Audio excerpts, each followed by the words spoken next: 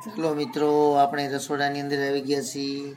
આજે આપણે સરસ મજાની જે આપણી રેસીપી બનાવવાની છે તે હું તમને બતાવીશ મિત્રો. તેનું આજે નામ છે સરસ મજાના સુરેન્દ્રનગરના પ્રખ્યાત લીલા ચણાના મરિયા, જે આજે આપણે બનાવવાના છે મિત્રો. જે હું તમને ચણા બતાવી રહ્યો છું, સરસ મજાના જે આપણે લીલા ચણા લાવેલા છીએ મિત્રો. આ રીતે આજે આપણે ચણાને સરસ રીતે ફોલીને તેના દાણા તૈયાર કરી લઈશું મિત્રો. ત્યાર પછી આપણે તેના સરસ મજાના જે મરિયા બનાવવાના છે અને બાજરીના રોટલા સાથે સર્વ કરવાના છે તે હું આખો વિડીયો તમને પછી બતાવીશ મિત્રો. તો ચાલો સૌપ્રથમ આપણે આ લીલા ચણાને ફોલીને આ રીતે દાણા તૈયાર કરી લઈએ મિત્રો. ત્યાર પછી તેનું મટીરિયલ શું શું અંદર ઉમેરવાનું છે તે હું તમને બતાવીશ મિત્રો. આખો વિડીયો તમે જોઈજો, કારણ કે આ લીલા ચણા સુરેન્દ્રનગરની અંદર ખૂબ જ પ્રખ્યાત છે મિત્રો. તેના મરિયા બનાવીને ખૂબ જ લોકો ખાતા હોય છે અને ખૂબ જ સ્વાદિષ્ટ બનતા હોય છે મિત્રો. તો ચાલો સૌપ્રથમ આપણે તેને ફોલીને તૈયાર કરી લઈએ. ચાલો મિત્રો, આપણા ચણા ફોલીને તૈયાર કરી લીધેલા છે, તમે જોઈ રહ્યા છો.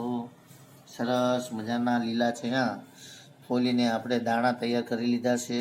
આજે આપણે સરસ મજાના અડદના પાપડ સાથે ખાય તેવા લીલા ચણાના મરિયા બનાવવાના છે મિત્રો. લીલા ચણાના મરિયા બે રીતે બનતા હોય છે. એક પાપડ સાથે ખાવા માટે, કારણ કે તેને રોટલા સાથે ખાવાના નથી, પરંતુ ફક્ત મરિયા અને પાપડ અને છાશ ખાવાના હોય છે મિત્રો.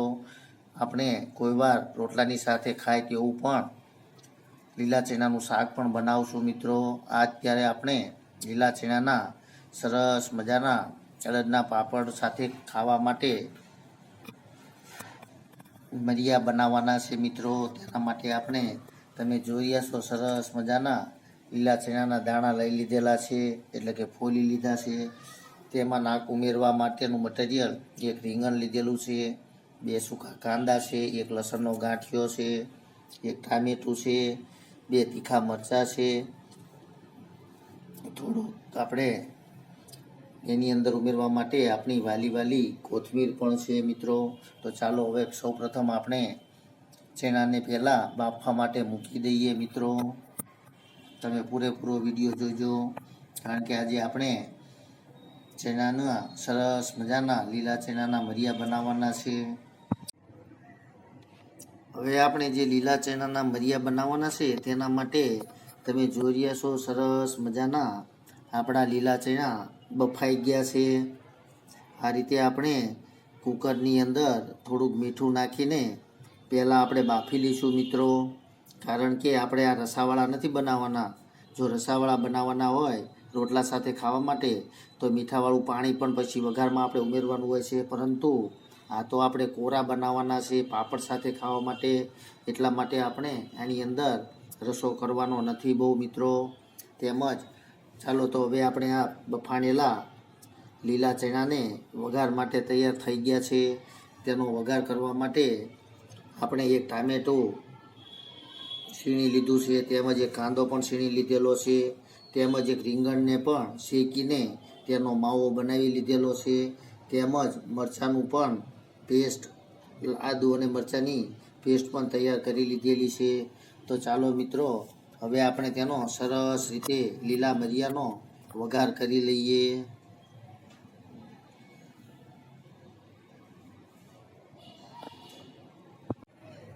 ચાલો મિત્રો, આપણે ચણાની સાથે આજે અડદના પાપડ જ ખાવાના છે, તેથી આપણે સરસ રીતે અડદના પાપડને પણ શેકીને તૈયાર કરી લઈએ. ઘણા લોકો મરિયાની સાથે તળેલા પાપડ પણ અડદના ખાતા હોય છે. આપણે તો આજે અડદના પાપડને શેકી લઈ લીલા ચણાના સાથે આપણે ખાવાના છે મરિયા સાથે મિત્રો.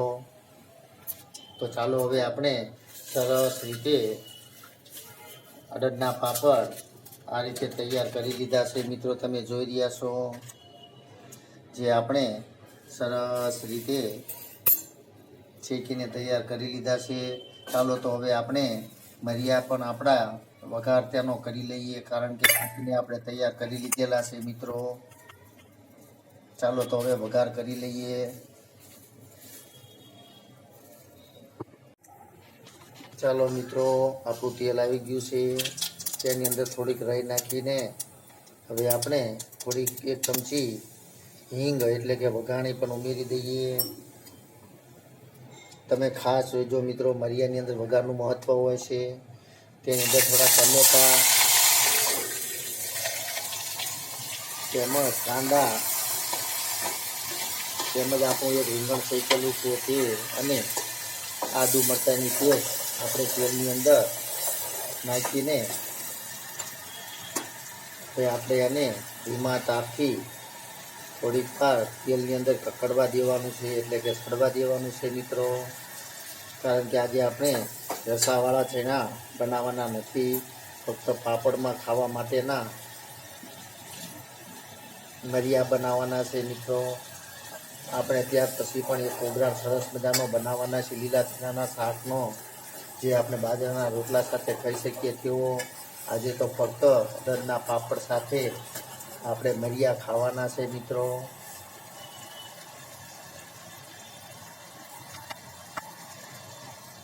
ચાલો તો હવે આપણે ચણાને થોડુંક શાક સડી જાય એટલે કે તેલ આવી જાય, ઉપર આવી જાય છે, કાંદા ચડી જાય એટલે આપણે અંદર મરિયાને ઉમેરી દઈશું મિત્રો.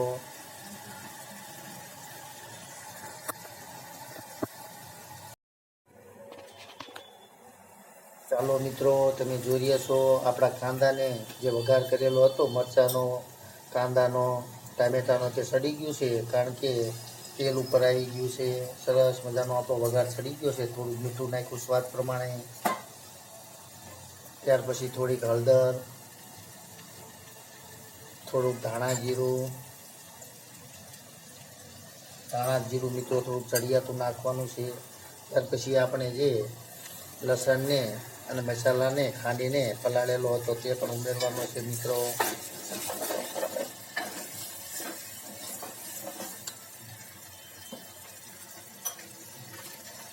ત્યાર પછી થોડુંક ચાલો મિત્રો, આપણો સરસ મજાનો મરિયાનો વઘાર તૈયાર થઈ ગયો છે, તમે જોઈ રહ્યા છો.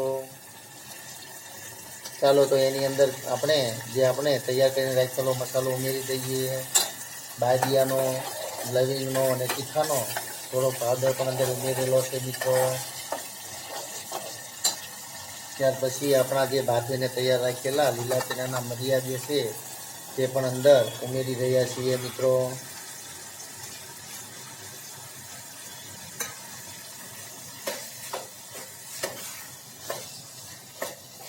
કારણ કે આપણે પાપડ સાથે લુખા ખાવાના હોવાથી રસો બહુ રાખવાનો નથી મિત્રો. કારણ કે આ મરિયા ખૂબ જ ખવાતા હોય છે અડદના પાપડ અને શાક સાથે. આપણે તે ખાવાના છે મિત્રો.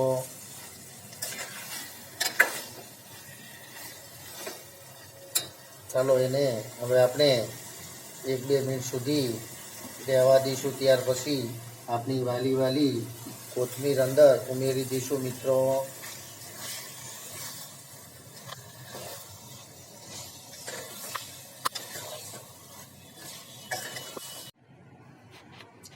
ચાલો, આપણા સરસ મજાના જે મરિયા તૈયાર થઈ ગયા છે તમે જોઈ રહ્યા છો મિત્રો.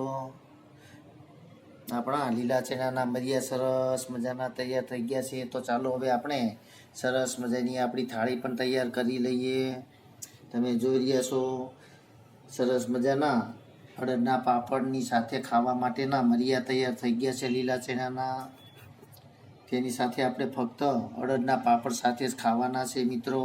ઘણા લોકો તળેલા અડદના પાપડ પણ બનાવતા હોય છે, પરંતુ જો આપણે એસિડિટી કે કોઈ એવી તકલીફ હોય તો આપણે શેકેલા પાપડ સાથે પણ આ રીતે ખાઈ શકીએ છીએ મિત્રો. તો આપણે આજે મરિયા સાથે અડદના પાપડ, છાશ અને ગોળ ખાવાના છે મિત્રો, સર્વ કરવાના છે. તો ચાલો તમે પણ જમવા પધારો મિત્રો. સૌપ્રથમ હું મારા સબસ્ક્રાઈબર ભાઈ બહેનોને જમાડીશ મિત્રો. ચાલો તો હવે તમે પણ આવા સરસ મજાના લીલા ચણાના મરિયા બનાવજો મિત્રો. અને હા, ખાસ કરીને થોડાક દિવસ પછી આપણે પાછા બાજરીના રોટલા સાથે ખાય તેવા પણ લીલા ચણાના મરિયાનું શાક સરસ મજાનું બનાવવાનું છે મિત્રો. તમે વિડીયા જોતા રહેજો. જો તમને મારા આવા વિડીયા પસંદ આવતા હોય તો ચોક્કસથી લાઈક કરજો, શેર કરજો અને સબસ્ક્રાઈબ કરજો, કે જેથી કરીને તમને હવે હું નવા આવા વિડીયો તમારી સમક્ષ રજૂ કરી શકું મિત્રો. ચાલો બાય બાય, જમી લઈએ. જય માતાજી, જય યોગેશ્વર ભગવાન.